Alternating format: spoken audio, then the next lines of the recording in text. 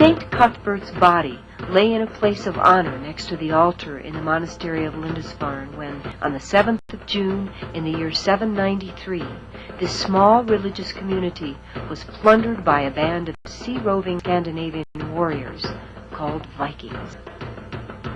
Just 8 decades later, fear of Viking attacks finally forced the monks to abandon their monastery.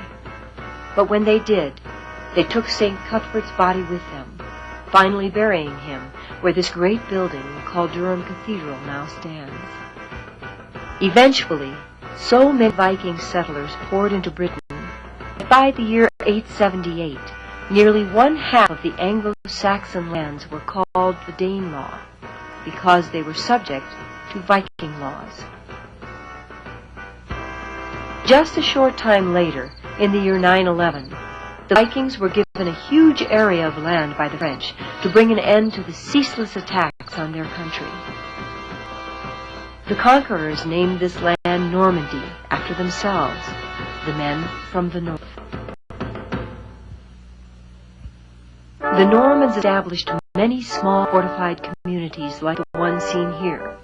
But the Dark Ages was a time of constant warfare between rival kingdoms, and at this time most Europeans sought the protection these types of communities offered. The lord, the man whose land supported this small community, was usually a mounted warrior called a knight. Because of their high status, the lord's family usually lived behind an extra defensive wall in a large fortified house that usually had a stone tower attached to it. And within his private enclosure, the lord kept a garden of vegetables and herbs for the use of his family. Inside the lord's house was a hall where once a day a huge meal was served. And next to the dining hall was the armory where armor and weapons were kept under lock and key. Above the armory was the lord's bedroom, where he could enjoy a good night's sleep, knowing that he was fairly safe from attack. The village located next to the lord's compound was surrounded by just a single wall. But within the village enclosure, everything existed in order to keep the serfs who lived there well supplied in case war broke out. Here were the simple communal houses that, like almost everything else in the village, belonged to the lord, that several families of serfs shared with their animals. And just like the Anglo-Saxon halls that came before them, these Norman communal houses were dark, smoke-filled places. Within the village enclosure, one would find a blacksmith who could make metal armor and weapons, as well as more useful items like axe heads and shoes. Grain was ground into flour here by pushing the grinding wheel around and around on a stone slab. Nearby, bread was baked each day from that flour in the lord's oven that stood right next to the kitchen building where the lord's food was prepared. The bread, along with the wine and beer he produced in the brewhouse, helped to sustain the villagers. For extra food, the villagers raised all kinds of poultry, chickens, geese, and even peacocks. But only the lord was allowed to have a dovecot, where flocks of doves were raised for the eggs, meat, and fertilizer they yielded.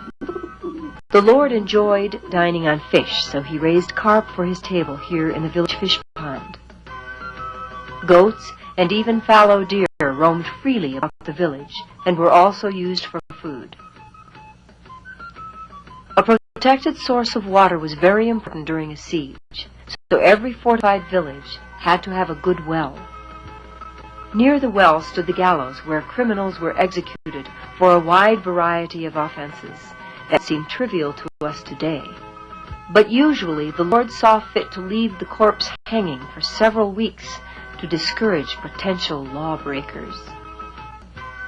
Not far from the gallows could be found the simple building used by the potter for making most of the containers and plates needed in the village. And just across the green from the potter's shed was another small building where the Norman serfs wove wool and cloth for garments and blankets. Right next door to the weaving house was the church where the village community attended Mass and where many baptisms and funerals were performed. For during this era, it seemed that death was almost always present, and the average person rarely lived to the age of 35. Beyond the village walls were the fields where the crops were raised that formed the basis of the community's wealth, and here the serfs labored long hours throughout much of the year.